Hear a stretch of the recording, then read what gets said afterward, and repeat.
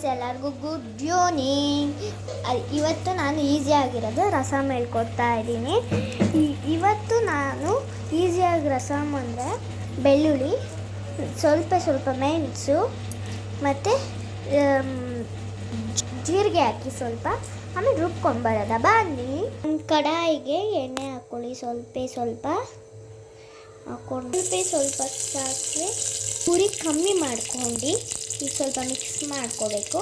ಸ್ವಲ್ಪ ಅರಿಶಿನ ಹಾಕ್ಕೊಂಡು, ಅರಿಶಿನ ಖಾಲಿ ಆಗಿದ್ದರಿಂದ ನಾನು ಸ್ವಲ್ಪ ನೀರು ಹಾಕೋತಾ ಇದ್ದೀನಿ. ಸ್ವಲ್ಪ ಕರಿಬೇವು. ಇವಾಗ ರುಬ್ಬಿರೋ ಮಸಾಲೆಗಳನ್ನು ಹಾಕೋದ. ಬನ್ನಿ, ಇವಾಗ ಹಾಕೊಂಡ್ವಿ. ಇವಾಗ ಸ್ವಲ್ಪ ಟೊಮೆಟೊ ಹಾಕ್ಕೊಳ್ಳಿ. ನೋಡ್ಬೋದು, ಟೊಮೆಟೊ ಹಾಕ್ಕೋತಾ ಇದ್ದೀನಿ.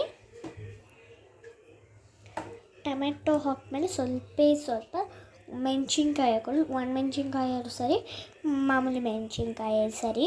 ಸ್ವಲ್ಪ ಗುಂಟು ಮೆಣಸಿನ್ಕಾಯಿ ಹಾಕೊಳ್ಳಿ. 2 ಹಾಕೊಂಡ್ರೆ ಸಾಕು. 2 ಹಾಕ್ಕೊಂಡಿದ್ದೀನಿ.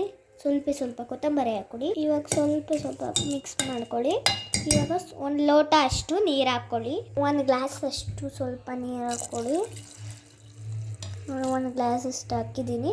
ಇದು ಕುದಿಯೋಕ್ಕೆ ಅಂತ ಬಿಟ್ಬಿಡಿ. ಇವಾಗ ಕಮ್ಮಿ ಮಾಡಿದ್ವಿ, ಇವಾಗ ಜಾಸ್ತಿ ಮಾಡಿ ಕಲಸಿ. ಸ್ವಲ್ಪ ನೋಡ್ಬೋದು ಯಾವ ಥರ ಬಂದಿದೆ ಅಂದ್ಬಿಟ್ಟು. ಇದಕ್ಕೆ ಅನ್ನಕ್ಕಾರು ಸರಿ, ಮುದ್ದೆಗಾರು ಸರಿ ಸಕ್ಕದಾಗಿ ಬರ್ತದೆ. ಸ್ಮೆಲ್ ಅಂತೂ ಸಕ್ಕದಾದ. ಬನ್ನಿ, ನಾನು ಸ್ವಲ್ಪ ಹೊತ್ತು ಕುದಿದ ಮೇಲೆ ಕುಡ್ಕೊಂಡು ಬರೋದ. ಸ್ವಲ್ಪ ಉಪ್ಪು, ಸ್ವಲ್ಪ ಹಿಂಗು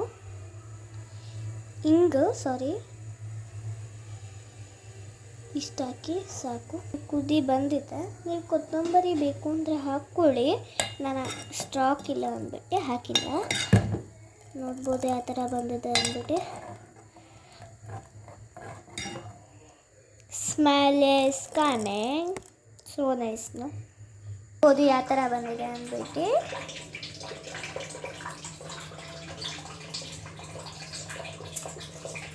ನೀವು ಖಾರ ಬೇಕು ಅಂದರೆ ಖಾರ ಹಾಕ್ಕೋಬೋದು. ನಮ್ಮದು ಖಾರ ಹಾಕ್ತಾರೆ. ನಾವು ಖಾರ ಜಾಸ್ತಿನೇ ತಿನ್ನೋದು. ಆ್ಯಕ್ಚುಲಿ ನಾನು ಖಾರ ಹಾಕಲ್ಲ. See the next vlog. Thank you. Bye. Like ಮಾಡಿ, ಶೇರ್ ಮಾಡಿ. Bye.